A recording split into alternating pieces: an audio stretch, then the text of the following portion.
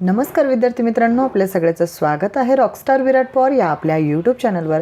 या व्हिडिओमध्ये आपण अत्यंत महत्त्वपूर्ण असा घटक अभ्यासणार आहोत, ज्यामध्ये विशेषण आणि विशेषणाची तुलना म्हणजेच adjective and degree of comparison या संदर्भात आपण माहिती घेणार आहोत। अत्यंत महत्त्वपूर्ण असा टॉपिक आहे, जो की तुम्हाला डिग्री संदर्भातील प्रश्न सोडवण्यासाठी उपयुक्त असा ठरणार आहे। तर डिग्री हा जो टॉपिक आहे, त्याचबरोबर ॲडजेक्टिव्ह हा जो सब पॉईंट आहे, तो तुम्हाला विविध प्रकारच्या स्पर्धा परीक्षेसाठी उपयुक्त असा ठरणार आहे। यामध्ये तुम्ही स्कॉलरशिप सारखी स्पर्धा परीक्षा देत असाल किंवा इतर शालेय स्पर्धा परीक्षा तुम्ही देत असाल किंवा मग MPSC राज्यसेवा यासारख्या स्पर्धा परीक्षा, या व्यतिरिक्त इतरही स्पर्धा परीक्षा जे की बँकिंग स्वरूपाच्या, म्हणजे अगदी जवळपास जिथे जिथे इंग्रजी ग्रामर स्वरूपात प्रश्न तुम्हाला विचारलेले असतात, अगदी सगळ्याच ठिकाणी तुम्हाला यावर प्रश्न विचारले जाऊ शकतात। त्यामुळे आपण या घटक व्यवस्थित अभ्यासणं गरजेचं आहे।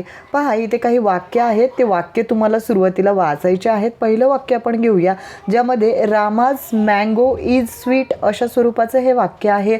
दुसरं वाक्य आहे Hari's mango is sweeter than Rama's, आणि तिसरं वाक्य आहे Govind's mango is the sweetest of all. आता तुम्ही थोडंसं लक्ष करा, यामधील आपण तिन्ही वाक्य वाचलेली आहेत, पण आपल्याला तिन्ही वाक्यामध्ये काही ना काही फरक जाणवतो, आणि तो नेमका कोणता?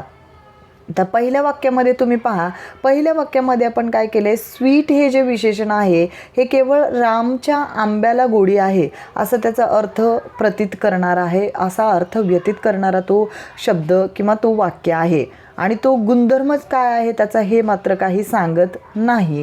आणि मग आपण दुसरं वाक्य पाहिलं तर दुसऱ्या वाक्यात काय केलं आहे, Hari's mango is sweeter than Rama's. मग दुसऱ्या वाक्यामध्ये काय केलं आहे की स्वीटर हा शब्द वापरलेला आहे, आणि हा असं सांगतो की हरीच्या आंब्याला रामाच्या आंब्याच्या तुलनेमध्ये गोडीचा गुणधर्म अधिक आहे।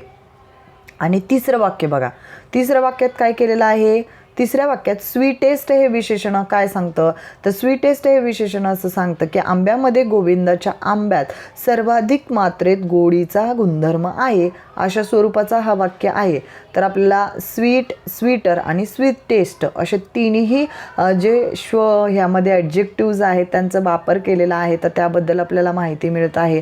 तर यामध्ये स्वीट, स्वीटर आणि स्वीट टेस्ट यांनाच आपण तुलनेचे तीन भाव असं म्हणतो, म्हणजेच डिग्री ऑफ कंपॅरिझन याला म्हटलं जातं की हा ॲडजेक्टिव्ह आहे आणि त्यामध्ये कशा स्वरूपात बदल झालेला आहे याबद्दल आपण माहिती या घटकात घेणार आहोत। चला मग सुरुवात करूया। स्वीट हे विशेषण जे आहे ना, ते समभावामध्ये वापरलेलं असतं, त्याला पॉझिटिव्ह डिग्री असं आपण म्हणतो। स्वीटर हे जे विशेषण आहे ते कंपॅरेटिव्ह डिग्रीमध्ये आपण वापरतो, मग याला आपण काय म्हणणार, तर कंपॅरेटिव्ह डिग्री। पुढे स्वीटेस्ट हा जो शब्द आहे तो तमभावामध्ये आपण वापरतो, आणि म्हणून याला सुपरलेटिव्ह डिग्री असं सुद्धा म्हटलं जातं। तर आता आपल्याला तीन फॉर्म कळाले, positive degree, comparative degree and superlative degree. विशेषणाच्या संभावामध्ये पॉझिटिव्ह डिग्री हे विशेषण आपल्या मूळ रूपामध्येच असतं, हे आपल्याला माहिती असायला हवं।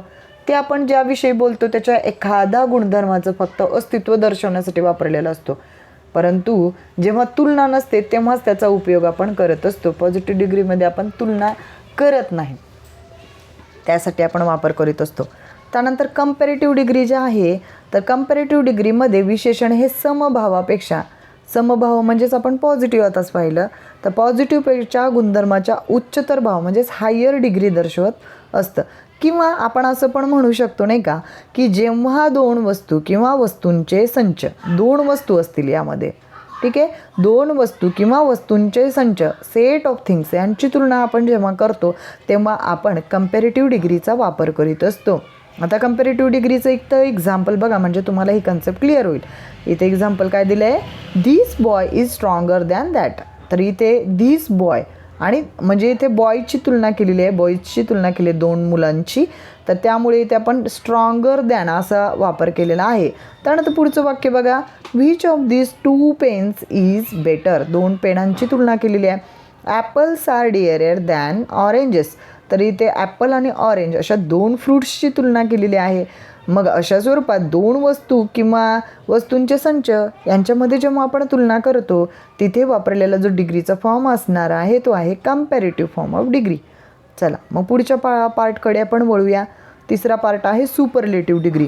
सुपरलेटिव्ह डिग्रीमध्ये काय करतो तर यामध्ये विशेषण हे गुणधर्माचे उच्चतर भाव दर्शवत असतं आणि दोनपेक्षा जास्त वस्तू अथवा वस्तूंचे संच यांची तुलना केलेली असते आणि अशा प्रकारचे विशेषण आपण इथे वापरत असतो. This boy is strongest in the class. पुढे काय मग यामध्ये वस्तूंची तुलना दुसऱ्या प्रकारे देखील करता येत असते. Rama is stronger than Balu म्हणण्याऐवजी आपण Balu is less strong than Rama असं पण म्हणू शकतो. ठीक आहे. पण Hari is the laziest boy in the class असं आपल्याला म्हणायचं असेल तर त्याऐवजी Hari is the least industrious in the class असे पण आपण म्हणू शकतो. तर एकच वाक्य नाही का आपण दोन वेगवेगळ्या पद्धतीने म्हणू शकतो. अगदी म्हणजे आपण त्या पद्धती बदलल्या तर त्यामध्ये बरेचसा अर्थ तोच राहतो, पण एक पद्धती आपण दुसऱ्याला टोमणेबाजी करताना समजा वेगळ्या पद्धतीने म्हटलं तर पुढच्याला कळतही नाही कधी कधी, तर त्या पद्धतीने असं आपण म्हणू शकतो. ठीक आहे. पुढे टिप नंबर 2 आपल्याला लक्षात ठेवायची आहे. यामध्ये जेव्हा तुलनेचा विचार नसतो पण केवळ गुणधर्माचा अत्युच्च भाव म्हणजे सुपरलेटिव्ह खूप जास्त त्याच्यात आपण दुसऱ्या एका ग्रुपपेक्षा एकच घटक हा खूप मोठा आहे हे दाखवण्यासाठी जेव्हा आपण वापर करीत असतो त्याला आपण तमभाव असं म्हणतो किंवा मग सुपरलेटिव्ह डिग्री असं म्हणतो. एक्झाम्पल बघा म्हणजे पटकन तुम्हाला ही कन्सेप्ट लक्षात राहील. This is most unfortunate. This is most unfortunate. पुढे it was a most elegant speech. त्याच्या पुढे दिलं आहे truly a most indigenous device. अशा वापराला आपण काय म्हणायचं अत्युच्चतम भाव म्हणजे सुपरलेटिव्ह इमिनेन्स. अर्थातच अमर्यादतम भाव ॲब्सोल्यूट सुपरलेटिव्ह असं म्हणतो आपण याला. तर आणि तम भावांची रचना आपण कशी करतो बघा. Formation of comparative and superlative. एक शब्द असेल त्याला आपण सिलॅबल असं म्हणतो नाही का. एक शब्द आणि अवयव असेल तर असलेली बरीचशी विशेषणे आपण काय करतो अधिक शब्दावय म्हणजे सिलॅबल असलेली काही विशेषणं यांच्या संभावातील रूपाला आपण पॉझिटिव्हला ER प्रत्यय लावतो. पॉझिटिव्हला ER प्रत्यय लावला की आपला कंपॅरेटिव्ह होतो बऱ्याच ठिकाणी आणि काही ठिकाणी अपवाद पण असतात बरं का. आणि जेव्हा आपल्याला EST प्रत्यय लावायचा किंवा EST प्रत्यय लावतो आपण दिलेल्या आपल्या ॲडजेक्टिव्हला 1 सिलॅबलला तेव्हा मग ते सुपरलेटिव्ह होतं. आता एक्झाम्पल थ्रू आपण हे समजून घेऊया. ठीक आहे. मी तुम्हाला अगोदरही सांगितलं आपण एक्झाम्पल थ्रू जेव्हा एखादी घटक अभ्यासतो त्याचं चार्ट बनवतो तर ते आपल्याला जास्त दिवस लक्षात राहतात. ठीक आहे. पहा positive comparative and superlative forms of degrees. तर पॉझिटिव्हमध्ये पहिला शब्द घेतला क्लेवर. कंपॅरेटिव्हमध्ये क्लेवरर ER प्रत्यय लावलेला आहे. सुपरलेटिव्हमध्ये EST प्रत्यय लावला आहे. मग आता काय झालं आपलं clever cleverer cleverest. Next bold bolder boldest EST प्रत्यय लागलेला आहे. ठीक आहे. Tall taller and tallest. Next is small smaller smallest. पुढे स्वीट स्वीटर स्वीटेस्ट. अशा पद्धतीने आपण positive form comparative form and superlative form असे प्रकार केले. जेव्हा मूळ म्हणजेच पॉझिटिव्ह समभावाच्या ऐवजी E असते तर समभावामध्ये आपण R आणि तमभावामध्ये ST लावतो. आता कसं झालं आहे बघा. जसं की ब्रेव हा शब्द आहे. मग आता इथे काय केलं आपण फक्त इथे शेवटी E असलं तर फक्त इथे R लावतो. डबल E लावायचं का नाही हे लक्षात ठेवायचं. म्हणून तर म्हटलं की आपण जेवढे जास्त एक्झाम्पल्स थ्रू त्या गोष्टी वाचणार रिव्हिजन करणार तेवढे जास्त दिवस ते आपल्या लक्षात राहणार. Brave braver bravest. पुढे काय घेतलं व्हाईट शब्द घेतला. व्हाईटचं काय झालं व्हाईटर. कारण आपण इथे अगोदरच रूल शिकलेला आहे. E असेल तर फक्त आपण काय लावणार R लावणार.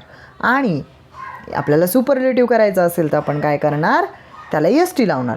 मग व्हाईटचं काय झालं व्हाईट व्हाईटर व्हाईटेस्ट. चलो नेक्स्ट एबल. आता तुम्ही कमेंटमध्ये लिहायचं काय होईल एबलर. पुढचा ablest. Large larger largest. Fine finer finest. पुढे नोबल नोबलर नोबलेस्ट.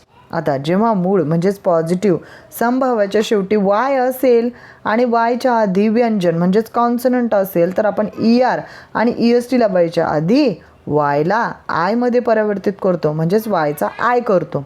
आता बघा हा नियम जो आहे तो आपण इथे एक्झाम्पल थ्रू समजून घेऊया. ठीक आहे. हॅपी काय केलं आपण शेवटी आपल्याला काय मिळालेलं आहे वायच्या आधी आपण कन्सोनंट आहे म्हणजेच इथे P आहे. कन्सोनंट म्हणजेच काय आपण ज्याला आपण काय म्हणतो व्यंजन आहे. तर मग काय आहे पी आहे, बरोबर आहे. मग आपण इथे काय करणार हॅपियर आणि इकडे पुढे काय करणार हॅपीएस्ट. आपण वाय काढणार आणि IEST हा लावलेला आहे. पुढे वेल्दी, मग काय केलं वेल्दियर आणि पुढे त्याच्या वेल्दिएस्ट. मेरी, मेरीचं काय करणार मग मेरियर मेरिएस्ट. त्याच्यानंतर हेवी, हेवियर हेविएस्ट. त्याच्यानंतर इझी, इझियर इझिएस्ट. जर समभावातील पॉझिटिव्ह म्हणजेच एकाक्षरी सिलॅबल असेल आणि त्याच्या शेवटी केवळ एक व्यंजन असेल तर त्या व्यंजनाआधी ऱ्हस्व स्वर शॉर्ट व्हावेला असेल तर ER आणि EST लावण्याआधी पहिले व्यंजन कॉन्सोनंट दोनदा लावलं जातं, डबल करतो आपण.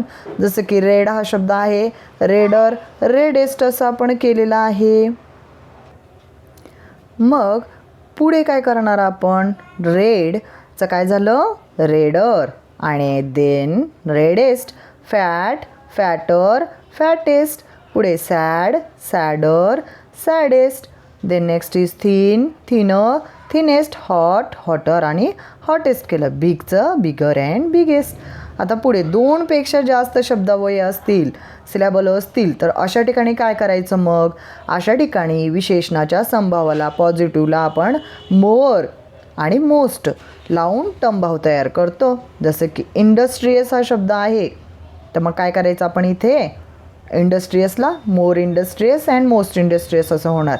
डिफिकल्टचं more difficult and most difficult. ब्युटिफुलचं more beautiful and most beautiful.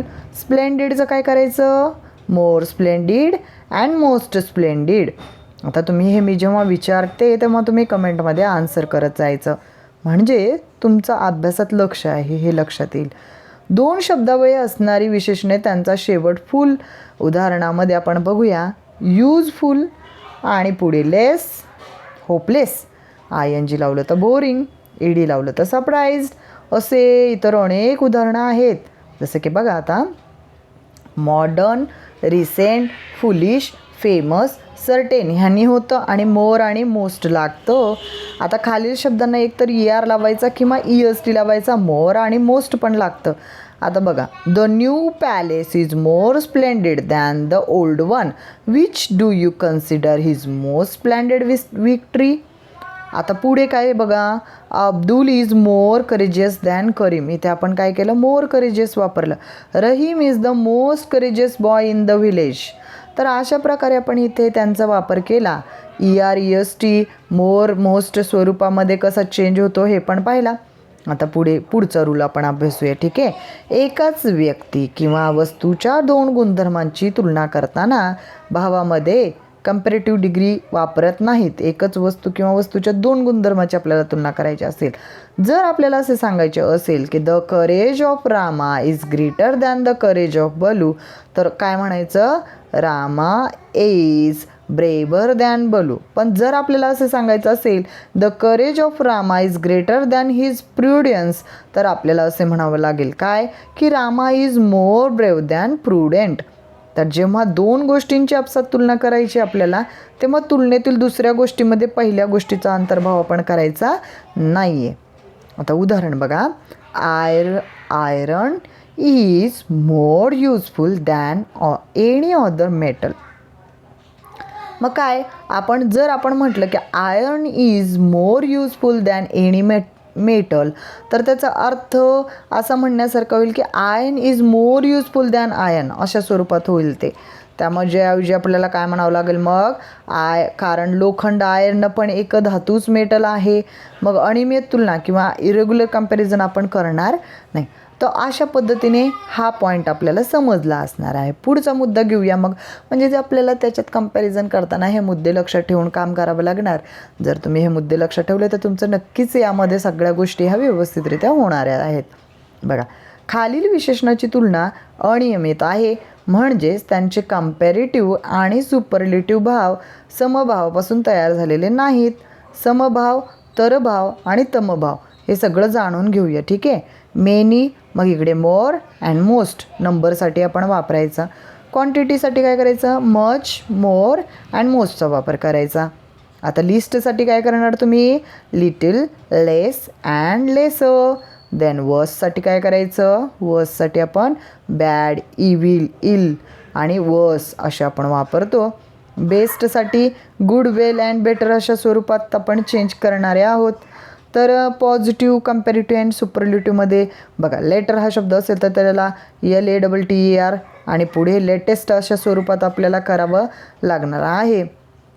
तर अशा पद्धतीने he is later than I expected, I have not heard the latest news. म्हणजे अगदी काही गोष्टीमध्ये जो काही डिफरन्स आहे लॅटर, लेटर अँड लेटेस्ट याच्यातला फरक आपल्याला इथे जाणून येतो ह्या एक्झाम्पल्स थ्रू. ठीक आहे. आता बघा एल्डर पुढे दिलं आहे ओल्डर, त्याच्या पुढे दिलं आहे एल्डेस्ट, त्याच्या पुढे दिलं आहे ओल्डेस्ट. यात एल्डर आणि एल्डेस्टचा वापर फक्त कशासाठी होतो, व्यक्तींसाठी होतो. प्राणी किंवा वस्तूंसाठी होतो का, नाही. आजकाल त्यांचा वापर आपण एकाच कुटुंबातील सदस्यांसाठी मर्यादित आहे. एल्डर हा शब्द आपण डॅनबरोबर वापरतो का, नाही. तर ओल्डर हा शब्द ओल्डर आणि ओल्डेस्ट व्यक्ती व वस्तू दोन्हीसाठी आपण वापरू शकतो. जसं की John is my elder brother, John हा माझा मोठा भाऊ आहे. Tom is my eldest son, त्यानंतर he is older than his sister. Rama is the oldest boy in the 11. This is the oldest temple in Kolkata. Further and further हे दोन्हींचा वापर अंतर व्यक्त करण्यासाठी होतो. फर्दर नव्हे तर फर्दर हे अधिक्य या अर्थी आपण वापरतो. अधिक्य म्हणजेच काय तर ॲडिशनल असं आपण म्हणतो. Kolkata is further from the equator than Colombo. After this he made no further remark. I must have a reply without further delay. Nearest म्हणजे काय, सर्वात कमी अंतर. नेक्स्ट हा शब्द एका मागोमाग एक येणाऱ्या वस्तूंच्या मालिकेतील एकाचा उल्लेख करतं. Mumbai is the sea port nearest to Europe. Where is the nearest phone box. Karim's shop is next to the post office. My uncle lives in the next house अशा स्वरूपामध्ये. काही इंग्रजीत तर भावांचा म्हणजेच इंग्लिश कॉम्पॅरेटिव्ह अर्थ संपुष्टात आलेला आहे. ते संभवतच म्हणजेच पॉझिटिव्हमध्ये वापरले जातात, त्यांच्या पुढे ध्यान लावलं जात नाही. आता पुढे बघा former, latter, elder, hinder, upper, nether, inner, outer, utter. आता इथे काय, both the tiger and the leopard are cats असं आपण वापरतो. The former animal is much larger than the latter. The inner meaning of this letter is not clear. आता बघा the soldier ran to defend the outer wall. My elder brother is an engineer and this man is an utter fool अशा स्वरूपामध्ये आपण काही इंग्रजीच्या भावांचा comparative अर्थ संपुष्टात आला तरी तो पॉझिटिव्हमध्ये वापरले जातात, ध्यानही लावलं जात नाही. तर अजून पुढचा रूल शिकूया. लॅटिन भाषेपासून घेतलेल्या काही तर भावांची म्हणजेच कंपॅरेटिव्ह समभावामध्ये म्हणजेच पॉझिटिव्ह आणि तमभाव म्हणजे सुपरलेटिव्ह अशी रूपे नाहीत. त्यांच्या शेवट आपण ERच्या ऐवजी ORने करतो आणि हे एकूण 12 आहेत. तर कोणते कोणते आहेत बघा. आणि त्यापैकी 5 विशेषणांची तुलना म्हणजेच कंपॅरेटिव्ह हा होतच नाही, संपुष्टात आलेला आहे. आणि त्यांचा वापर फक्त संभावातील विशेषण म्हणजेच पॉझिटिव्ह ॲडजेक्टिव्ह म्हणूनच केला जातो. जसं की शब्द बघा, इंटेरियर शब्द आहे, एक्सटेरियर शब्द आहे, अल्टेरियर, मेजर आणि मायनर. तर the exterior wall of the house is made of the stone. The interior walls are of wood अशा स्वरूपात आहे. His age is matter of minor importance असं आहे. पुढे बघा, I have no ulterior motive in offering you help. आता इतर 7 विशेषणं तर भाव विशेषण म्हणजेच कंपॅरेटिव्ह ॲडजेक्टिव्ज म्हणून वापरतात. तर त्या विशेषणानंतर आपण दॅनच्या ऐवजी टू लावतो. तर भावामध्ये काय केलं जातं, कंपॅरेटिव्ह डिग्री वापरली जाते. विशेषणापुढे सर्वसाधारणतः ध्यान लावतात, परंतु ORने शेवट होणाऱ्या तर भावांना आपण कंपॅरेटिव्ह ॲडजेक्टिव्ह म्हणजेच पुढे शब्दयोगी अव्यय टू लावतो. जसं की बघा आता inferior to, superior to, prior to, anterior to हे असं आपण वापरत असतो. Posterior to, senior to, junior to. आता एक्झाम्पल बघा म्हणजे तुम्हाला लगेच लक्षात राहील. Hari is inferior to Ram in intelligence. Rama's intelligence is superior. आता पुढे काय दिलं आहे, Rama's intelligence is superior to Hari's. His marriage was prior to father's death. All his colleagues are senior to him अशा स्वरूपामध्ये. आणि पुढे square, round, perfect, eternal, universal, unique अशा स्वरूपात आपण याचा वापर करतो. More square, more round, more perfect असं असू शकत नाही. This is the most perfect specimen I have seen अशा स्वरूपात आपण वापर करतो अर्थ न बदलता. आता बघा, तुलनात्मक भावांचं आपसात परिवर्तन होतं सुपरलेटिव्ह कंपॅरेटिव्ह फॉर्ममध्ये. आपण इथे पाहूया, जसं की lead is the heaviest of all metals. आता कंपॅरेटिव्हमधलं एक एक्झाम्पल बघा, Shakuntala is better than any other drama in Sanskrit. त्यानंतर superlative form, Shakuntala is the best drama in Sanskrit अशा स्वरूपात हे होतं. कंपॅरेटिव्हमध्ये Solomon was not wiser than he is. बघा, not wiser than he is अशा स्वरूपात आपण वापरतोय. इथे ER प्रत्यय लागला आहे, त्यावरून तुम्ही लगेचच लक्षात घेऊ शकता. ॲजचं कन्स्ट्रक्शन असते पॉझिटिव्ह डिग्रीमध्ये, ते पण लक्षात येतं. किंवा सो ॲजचं कंपॅरिझन आपण वापरत असतो. कंपॅरेटिव्हमध्ये आपण इथे बघा ER प्रत्यय लावतोय, जसं की Mahabaleshwar is cooler than Panchgani. त्याच्यानंतर कंपॅरेटिव्हमध्ये lead is heavier than other metal किंवा लीड इज हेवियर दॅन अशा स्वरूपात आपण पुढे एक मेटलचं नाव लिहू शकतो तिथे. तर अशा पद्धतीने आपण डिग्री ऑफ कंपॅरिझन हा टॉपिक अगदी पूर्ण व्यवस्थितरित्या मन लावून समजून घेतलेला आहे. यामध्ये तुम्हाला काही अडचणी असतील किंवा काही पॉईंट समजले नसतील किंवा तुमच्या स्वतःच्या काही वैयक्तिक अडचणी असतील तर त्या कमेंट बॉक्समध्ये नोंदवा. पुढचा व्हिडिओ आपण कुठल्या टॉपिकवर बनवावा हा पण तुम्हाला मुद्दा सुचवायचा आहे, जेणेकरून तुमच्या अभ्यासाला आपल्याला उपयुक्त अशी मदत करून देता येईल. धन्यवाद. भेटूया पुढील अशाच अत्यंत महत्त्वपूर्ण व्हिडिओमध्ये.